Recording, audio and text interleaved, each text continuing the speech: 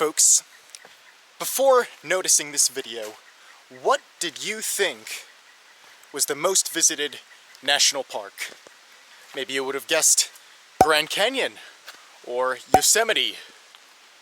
Now you're definitely right on the most iconic, the most famous. Out west, not many people live there, especially where all the natural parks are. The more beautiful nature is, chances are not many people live around there. And so because there's a lot of people on the eastern side of the US, a lot more people will visit national parks even if they're not so well known.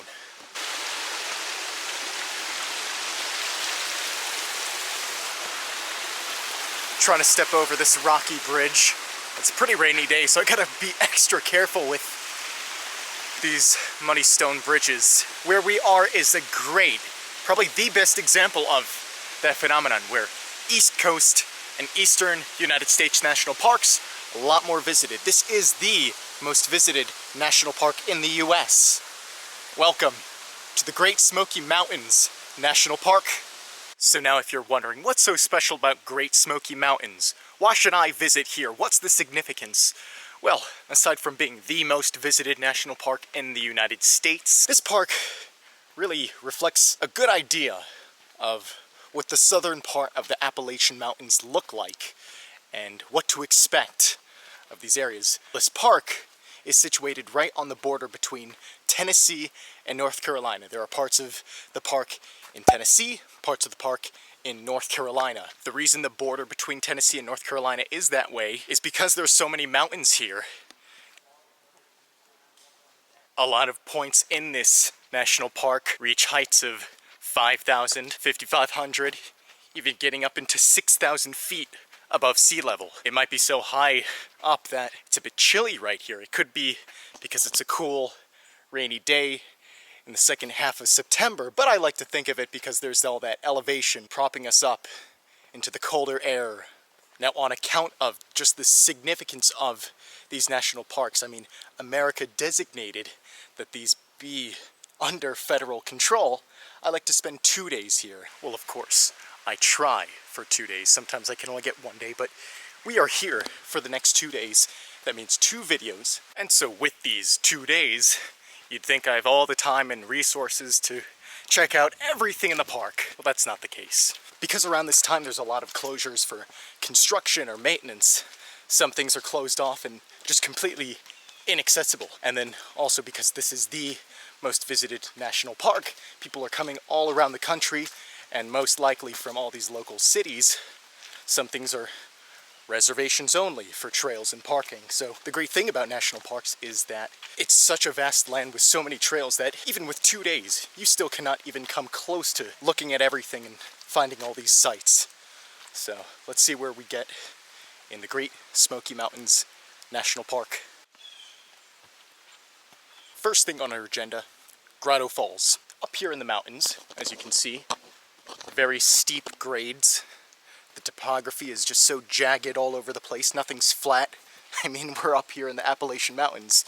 Does one expect things to be flat here? No. So that means whenever it rains, you have all these streams of little amounts of water coming down through, but eventually the body of water gets larger and larger as it connects with all these other small streams. When the elevation is just way too high for it to flow naturally, that's when you get a waterfall. Up here in the highlands, you're gonna have a lot of these waterfalls, and Grotto Falls is just one of them. We'll see what it looks like. I truly don't know what it is. I just found about this today. I'd like to see what the waterfall looks like.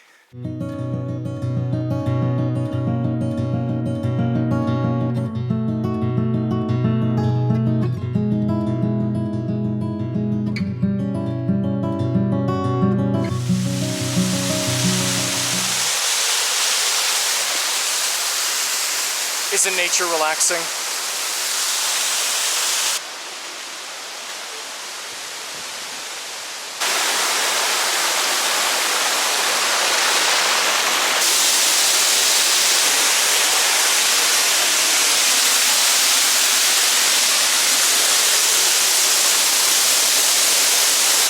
So I think we've come across Grotto Falls.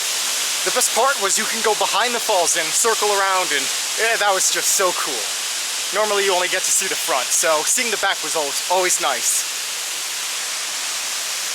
But yeah, how nice, how relaxing. The great falling waters of the Smokies. Well, that way is only going to do me excessive walking. I'm a fan of walking, but not too much, you know? So I think we better see something else here in the Great Smoky Mountains.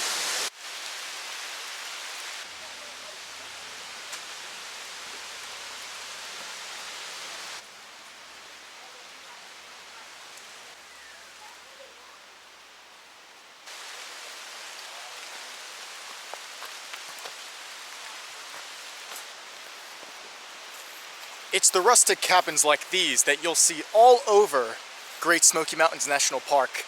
I believe this national park has more of these old cabins than anywhere else in the country. So if you are a fan of old history and really want to see what the old pioneer Appalachian folk lived in, well, you can go right here to the Great Smoky Mountains and see for yourself.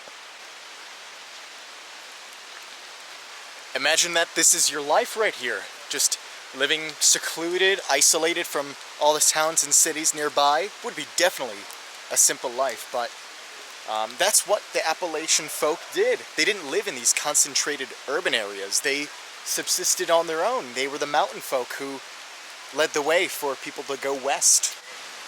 Another example of that rustic architecture you'd see here in the Appalachians.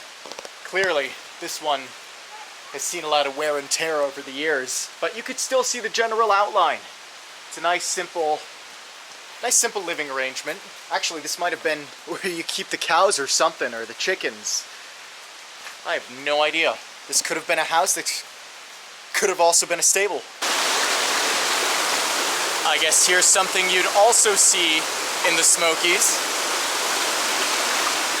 Giant gushing rapids going down the stream. And of course, on a rainy day like this, it might have been an extreme example, but here you could see all the water going down, and maybe it is the perfect day to see what this stream looks like in full capacity. That set of cabins we saw is just over there. How amazing would it be to live right next to this gushing creek? Kind of a peaceful thing. You live all alone, but you subsist on your own means. You don't need to go to the store. You grow your own stuff. Maybe you raise your own livestock. But bottom line, you don't really need to rely on the outside world if you can find your own way of subsisting and maybe even thriving a bit. People all over the Appalachian Mountains, and especially so in here, these Great Smoky Mountains. There are plenty of people living here, from the foothills to the stream valleys, wherever you could find a home and build one. But eventually, when this place was declared under the control of the National Park Service in the 20s and 30s, they started kicking people out. And that angered a lot of the folk here who had been living for generations. Now, their livelihood was in danger, that all they knew about was coming to a close. They were going to be kicked out. And so consequently, they fought tooth and nail to keep their homes under their control and not be kicked out by the federal government.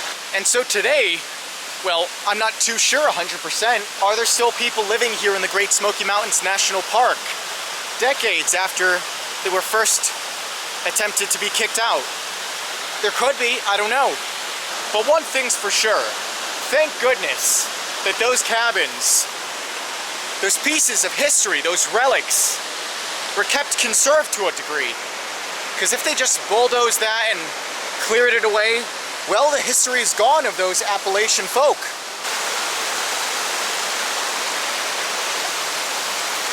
I've said it before in these previous videos, and I'll say it again. I really love when I get a chance to go to these isolated, untamed places of nature. It really feels like a jungle around us. It's so cool, because for most of the country, at least somewhat, everything is developed.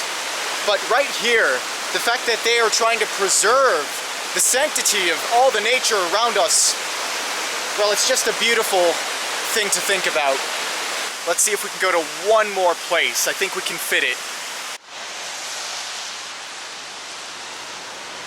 You want to know why the Great Smoky Mountains are called the Great Smoky Mountains? Take a look at this. We might have been blessed with the perfect weather today, even though it is raining, because now you could see the smoke in full action. Why are these called the Great Smoky Mountains instead of just the Smoky Mountains?